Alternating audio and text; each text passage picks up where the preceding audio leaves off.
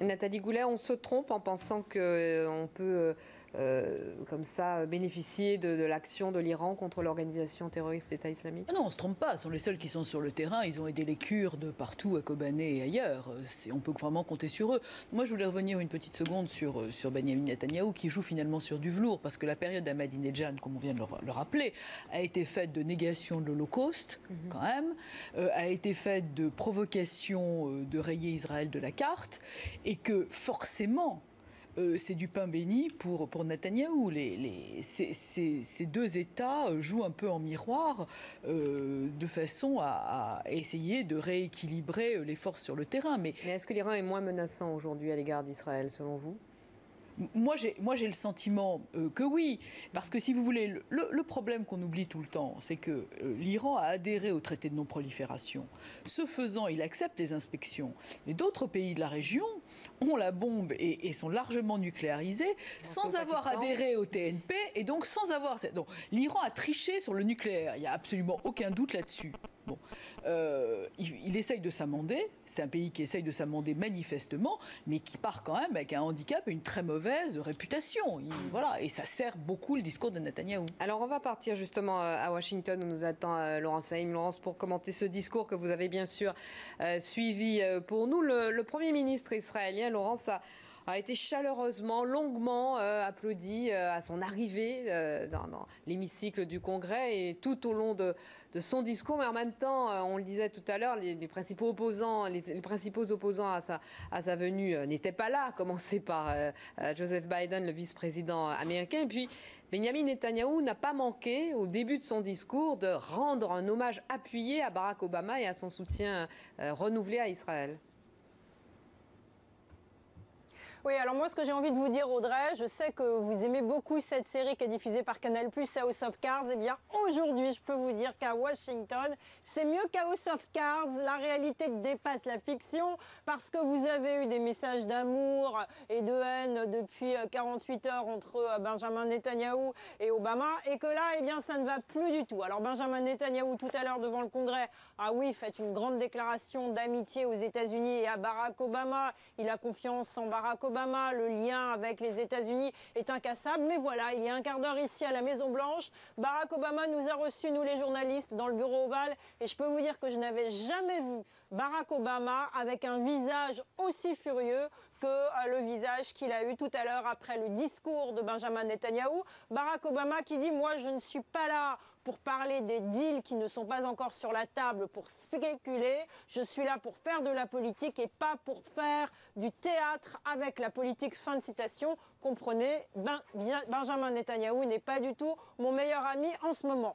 Barack Obama est absolument furieux de ce qui s'est passé aujourd'hui parce qu'il pense que les Américains à Genève, avec notamment son secrétaire d'État John Kerry, sont en train de négocier le meilleur deal possible. Et voilà, patatras, Benjamin Netanyahou est arrivé au Congrès et a dit il vaut mieux un mauvais deal, il vaut mieux pas de deal qu'un mauvais deal. Bref, les deux hommes ne sont pas d'accord et c'est très inquiétant car personne ne sait maintenant véritablement dans les faits ce qui va se passer puisque la date butoir c'est le 24 mars prochain, que les Américains veulent étendre les discussions jusqu'à fin juin et que les Israéliens refusent. Et comme vous avez Nathalie Goulet sur le plateau, Audrey, je sais par mes sources qu'elle a vu des gens extrêmement importants lorsqu'elle est venue à Washington il y a quelques jours, notamment à la CIA. Et moi, j'aimerais bien savoir si eh bien, les Américains qu'elle a vus lui ont parlé de la menace nucléaire iranienne. Alors, on ne peut rien vous cacher, Laurence. Eh bien, on va poser la question à Nathalie Goulet, mais j'en ai encore une pour vous. Est-ce que sur le fond, le discours très ferme de Benyamin Netanyahou, qui n'est pas un discours nouveau, Claude Guibal nous le rappelait, son discours très ferme à l'égard de l'Iran et contre la possibilité pour l'Iran d'acquérir l'arme nucléaire, est-ce que c'est un discours qui porte au sein de la classe politique américaine ?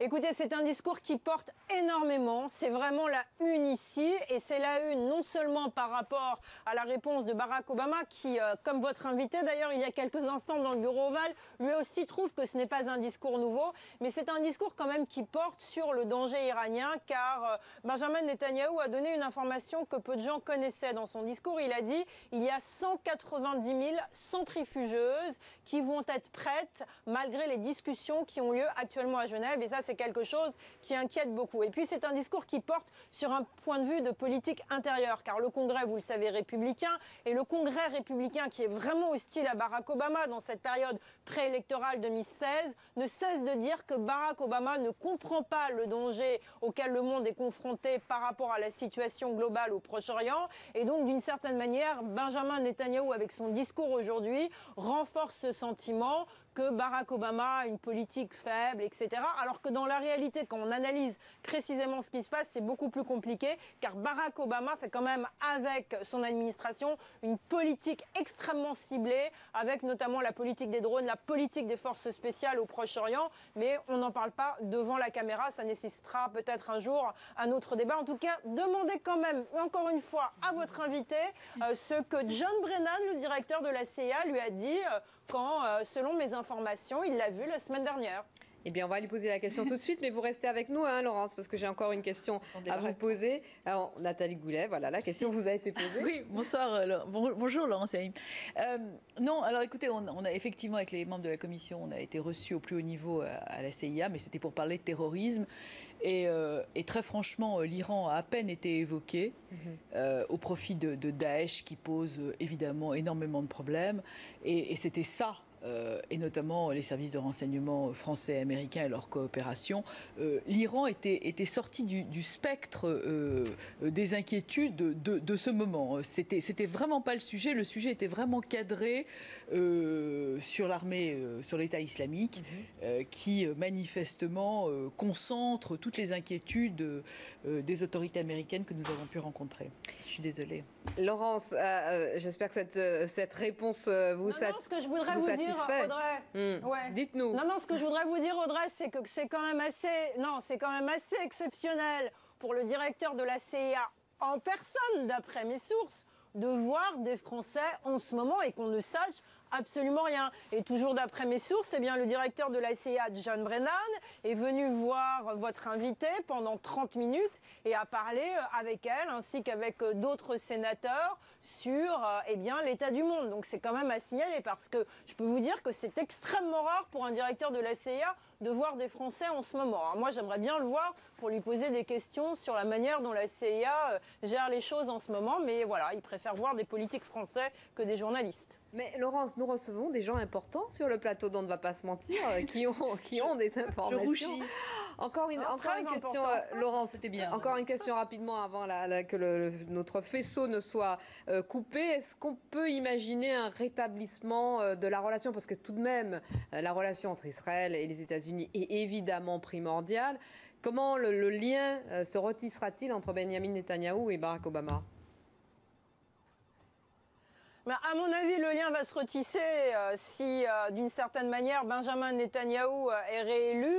Les Américains vont être obligés, encore et toujours, dans le contexte extrêmement sensible auquel le monde est confronté, de travailler avec les Israéliens. Ce qui est quand même fascinant dans cette histoire, c'est de voir, il y a 2 ans, Barack Obama et Benjamin Netanyahou devant les caméras lorsque Barack Obama va en Israël, être les meilleurs amis du monde et se faire des déclarations d'amour. Vous êtes formidable, monsieur le Premier ministre, mais moi je vous aime, monsieur le Président, etc. Et puis alors là, aujourd'hui, voir Benjamin Netanyahou qui dit de manière très hypocrite, mais non, j'adore Barack Obama, mais derrière, depuis une semaine, tous ses conseillers ne cessent de dire aux journalistes, Barack Obama est un idiot, ne comprend rien.